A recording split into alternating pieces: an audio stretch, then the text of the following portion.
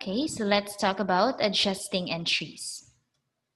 What is an adjusting entry? Adjusting entries are journal entries made at the end of the accounting period to allocate income and expenditure to a period in which they actually occurred. Okay, adjusting entries are still journal entries pa rin, pero what makes it different from the regular journal entries is that these are made at the end na ng accounting period. Okay, so that means prior to the preparation, bago tayo makagawa ng financial statements such as the balance sheet, the income statement, the cash flow statement of changes in owner's equity, and other reports, may mga adjustments muna na kailangan ipasok sa book ng business. And those are called adjusting entry. Okay, so why do we need to adjust the book or why do we need to prepare adjusting entries? It's because of the concept ng deferral and accrual accounting. Okay, deferral versus accrual. Deferral is a delay in recognizing revenue for cash already received or an expense for a bill already paid. Okay, following the concept ng deferral accounting, dinidelay natin or pinupostpone muna natin ang pag-recognize ng income at ng expense. Okay, so that means may natanggap na income or cash from customers, pero hindi muna natin ito i-record as income. That is deferred income. Or, in the expense side, may nabayaran na bill, okay? Pero hindi muna natin ito i-record as expense. That is deferral. Okay? On the other hand, accrual is a recognition of revenue or an expense that has accumulated over time but has not yet been recorded. Okay, so accrual naman, these are revenues or expense na hindi pa naka-reflect sa book ng business. Hindi pa naka-record. So, ang gagawin ng accountant by the end of the year, okay, he will check those items of income and expense na hindi pa na-recognize sa book ng business. And those items, accrued revenue and accrued expense will be or should be adjusted or recorded as adjustment. Okay, that is deferral and accrual. Okay. So let's start with deferral.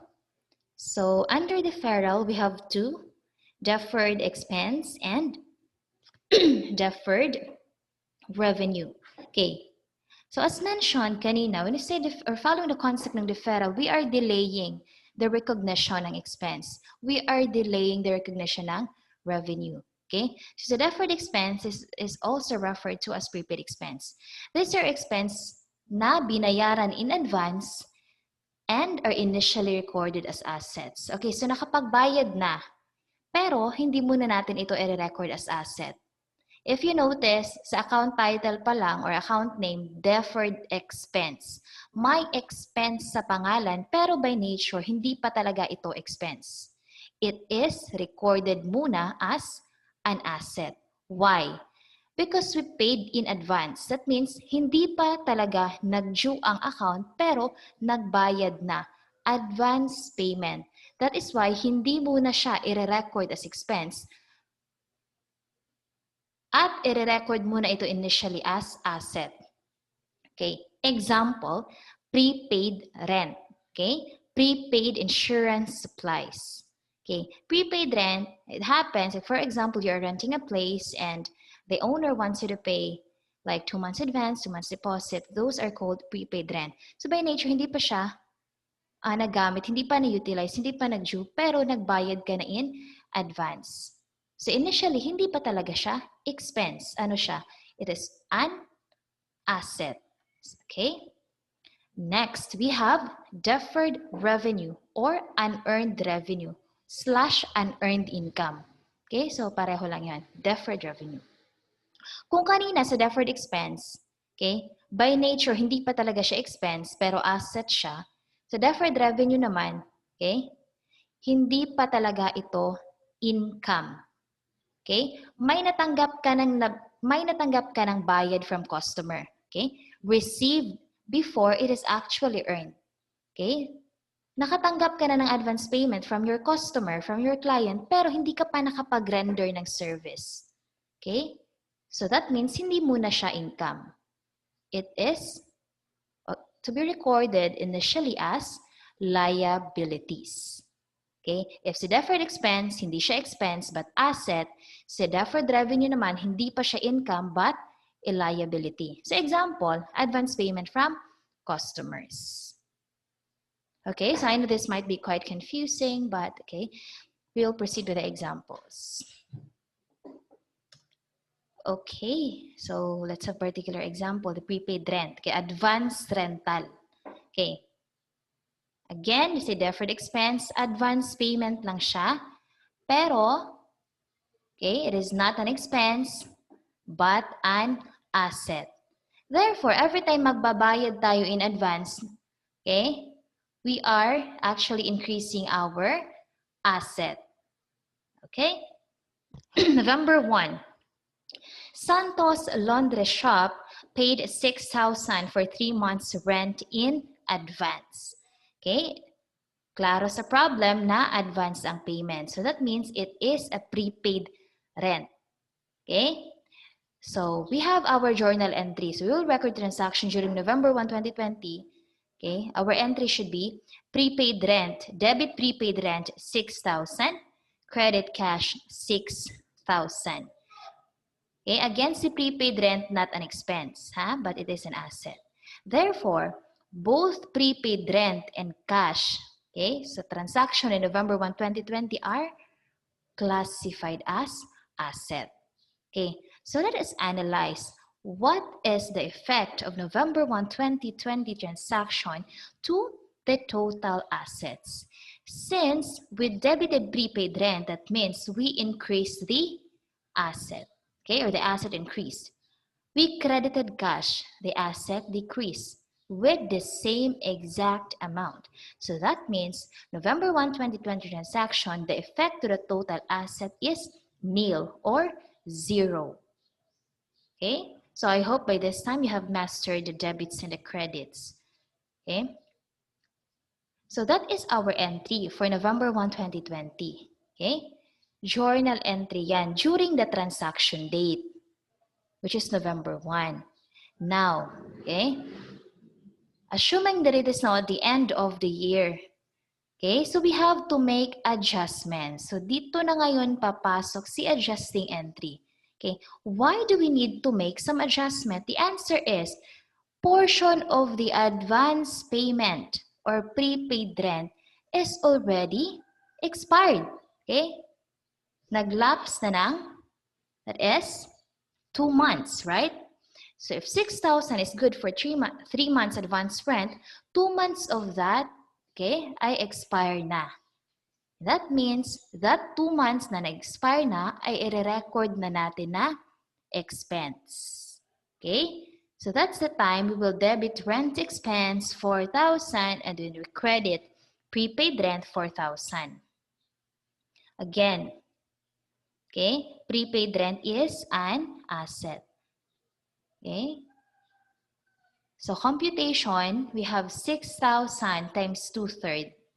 Okay, 2 for the expired month, okay, yung naglapse na period, and then divide 3 for the total advance period, which is 3 months. 4,000 na ang nag-expense or ang nag-expire. So debit rent expense, credit prepaid rent. So what happened now? What happens now to the prepaid rent account? Okay, let us check so this is how its ledger will look like. Okay, 6,000, 4,000. Okay, so we have the account for the prepaid rent. Diba initially, during November 1, 2020, we have a beginning balance, not the beginning balance, okay. Okay, we recorded 6,000 advance payment, debit, okay. Now, at the end of the year, we credited 4,000, right? That is based on the adjusting entry. That is 12/31/2020.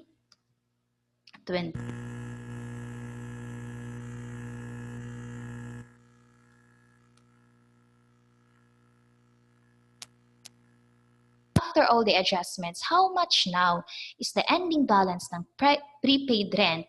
The answer would be 6,000 minus the 4,000. That means na meron na natira na lang na 2,000 as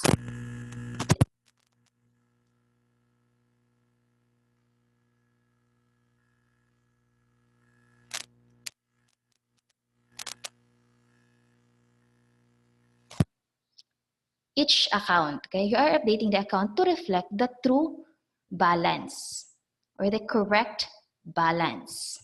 Okay, because if we will not make the adjustment, then after, okay, I mean at the end of the year, if we will not make the adjustment, okay, our prepaid rent is overstated. Okay, yes, so let's proceed. That is prepaid rent. Next, we have prepaid insurance. The same lang siya ng nature ng prepaid rent. This is also paid in advance. In May 1, Santos Laundry Shop acquired a one-year insurance on the service vehicle and paid 120,000 pesos. Okay, so let's have first our journal entry during May 1, 2020. So we debit prepaid insurance 120,000 and credit cash 120,000. Okay. So prepaid insurance is again not an expense, but it is an asset. So we increase our asset by 120 and also we decrease it by another 120. The effect of May 1, 2020 transaction is 0. The effect in the asset is 0. Okay. So we also have to make adjustments. Okay, diba? Initially we recorded during May 1, 2020, we did not recognize expense. Wala tayong ni-recognize na expense dahil ni-record natin ito muna as asset, which is the prepaid insurance. At the end of the year, portion of that 120,000 na one-year insurance is now expired, right? So, ang gagawin natin sa expired amount is we will record it as an expense. Okay? So, babawasan natin ngayon si prepaid insurance by the expired amount and we will recognize the expense. So, how much is the expired portion of the insurance? That is May hanggang December. May, June, July, August, September, October, November, December. That is a total of 8 months. Okay, so 120,000 times 8 over 12, that is 80,000 pesos. Okay, so our entry is debit insurance expense 80,000 and credit prepaid insurance 80,000. Adjusting entry. Okay, so let's check again the ledger. Okay. Prepaid insurance, we have a debit now 120,000. Then at the end of the year, we credited 80,000. Okay, so that means after adjusting the book, we only have 40,000 na lang ang natira sa prepaid insurance. Okay, so imagine if we did not adjust, okay, our financial statements is incorrect, right? Overstated ang asset. Okay. Next, we have supplies. Okay, supply is also categorized under a deferred expense. Okay, so May 1, Santos Laundry purchased laundry supplies of 18,000. The entity uses supplies in the process of performing services. Okay, they make an inventory account that it was shown that the supplies costing 15,000 December 31, 2020. Okay. So during May 1, we have our journal entry. We will record the purchase. Ba? We will record the purchase transaction. So, okay, so bumili si Santos Laundry Shop ng laundry supplies. So, we'll debit 18,000 na laundry supplies and we'll credit cash. Okay, at the end of the year, portion of that 18,000 is nagamit na. Okay, so how do we determine the portion nga nagamit na ng business? We will perform inventory count. Right? And it was found out that 15,000 na lang ang natira. So that means 18,000 minus 15,000 remaining, 3,000 of that was already utilized, and used by the business. So, mao lang na siya, o yan lang yung ating i-record as expense. Diba? So, December 31, 2020, our adjustment is debit laundry supplies expense and credit laundry supplies. Okay, so let's go to the ledger, 18 and 3,000. So initially, we have 18,000 na balance. We credited 3,000 during the adjusting entry. Okay, so that means ang natira na lang sa ating supplies or the remaining or ending balance of supplies is 15,000 pesos. Okay, so that is deferred expense. Initially, nire-recognize natin ito as asset. Then at the end of the year, portion of that asset is now, or portion of that asset will now be recorded as expense. Okay, initially recorded as asset, at the end of the year, portion of that expired asset will now be recorded as expense. So that is all about deferred expense. Okay, so I hope you get my point. Okay, so next thing, let's talk about depreciation of PPE or property, plant, and equipment. Depreciation expense is portion of the property, plant, and equipment that should be allocated over the number of years. The reason why property, plant, and equipment is subject to depreciation because it helps generating revenue in the conduct of its operation. The revenue is matched, again, depreciation expense incurred during the period. Okay, so if you get to check my initial videos in our FB group, okay, which talks about the types of assets, property, plant, and equipment are included there in there, okay? When you say property, plant, and equipment, these are the long-lived or the non-current assets of the business. Why is it non-current? Because the business can use these assets, okay, more than 1 year or more than its operating cycle. Okay, so property, plant, and equipment, so this will include furniture and fixtures, service vehicles, computer equipment, okay? Those items are subject to depreciation. So depreciation, mag-decrease ang value. Okay? So we have this formula, the asset cost minus estimated salvage value, depreciable cost divided by the estimated useful life. Okay, so those items under PPE or mga non-current assets are subject sa depreciation. Okay, so that is why it is somehow impractical to invest in gadgets, okay, because those items will just be obsolete. That is subject to depreciation. Over time, the value will just decrease. Okay, so the only asset not subject to depreciation is land, okay, or yuta, okay, not subject to depreciation. So, mag-increase. Okay, always mag-increase ang iyahang value. Okay, so how to compute? Okay, you have here there the formula. So let us explain each. Asset cost or the acquisition cost, okay, this is the value ng asset when you purchase it. Like for example, you purchase a service vehicle worth 1 million. So the cost is 1 million. Scrap value naman or others, this is referred to as salvage value. This is now the value of the asset at the end na ng useful life. So, magkano mo pa mabibenta ang asset at the end of its useful life? That is the estimated salvage value or the scrap value. Whereas useful life naman, it is the length of time na good condition pa ang asset na magagamit mo pa siya sa business. Like for example, computer, okay? 5 years, let's assume na 5 years ang kanyang useful life. Okay? Or, when we say useful life, estimated length of time, usually stated in years, that the asset can be of use. All right, so ganun lang.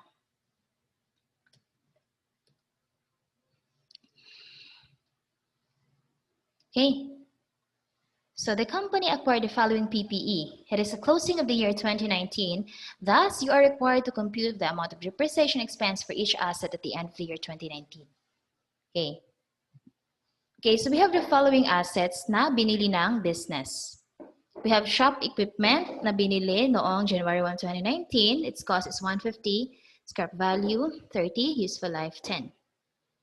Delivery truck, June 30, okay. Building, it was acquired July 5, 2019. Okay. So first, let us review muna how those assets are or were recorded in the books. Of course, during January 1, 2019, the purchase of shop equipment is already reflected in the book. Diba? That is debit shop equipment, credit cash. Same thing for delivery truck. During June 30, 2019, there is a debit to delivery truck, credit cash. Same with the building. There's debit to building, credit cash. Okay, so this is the journal entries. Okay, in their dates of acquisition. Okay, since these are all PPEs or non-current assets, these are all subject to depreciation. So at the end of the year, magkukumpute tayo ngayon ng depreciation expense. Okay?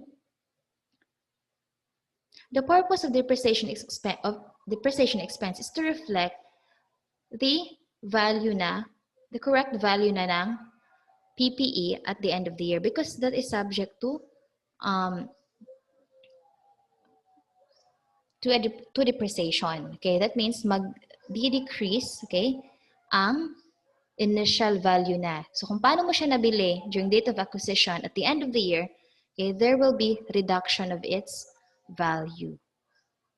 Okay, so let us compute depreciation expense.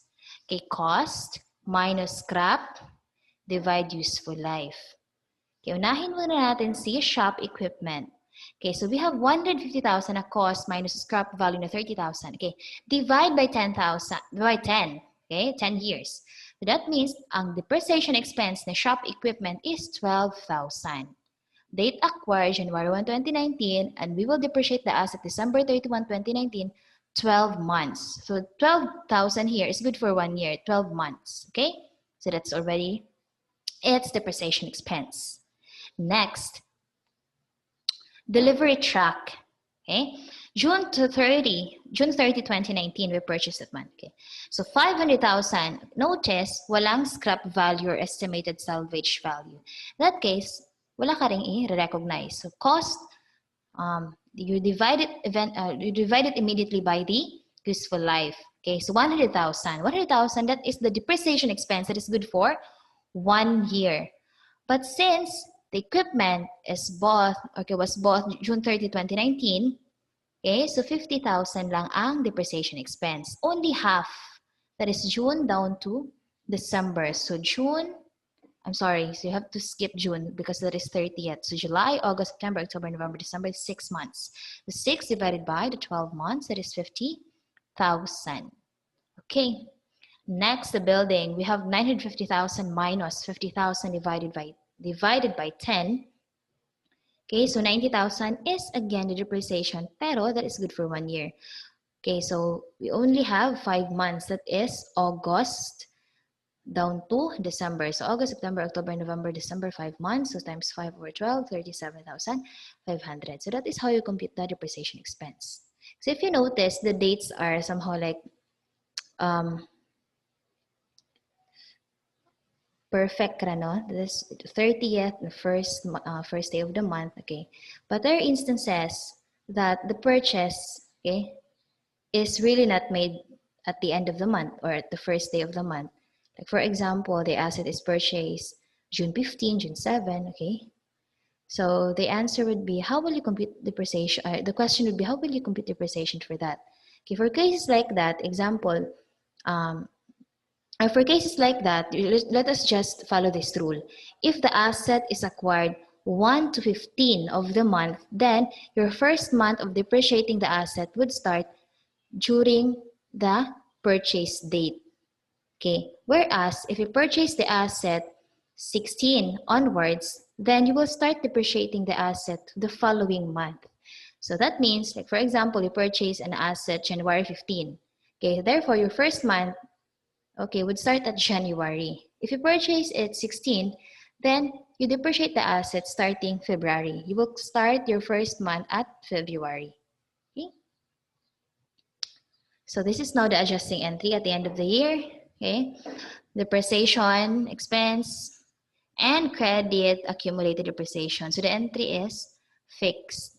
Okay, we have an expense and we also have accumulated depreciation is a contra asset. Okay, its aim is to reduce the amount of the asset. Okay, they are just similar, but we just put a dash then the name of the asset in order to specify what asset is subject to depreciation. Okay, so accumulated depreciation, again, it is a contra asset. Okay, it reduces the cost ng asset. So that means after December 31, 2020, as of December 31, 2020, the value of the shop equipment is no longer 150. Okay, instead 150 minus the accumulated depreciation at 12,000. Okay, that is 138,000 na lang. Same with the other asset. Okay, so the value of the PPE is produced by the accumulated depreciation. Okay, so that's it muna for the part 1 of this discussion. Let us just resume later.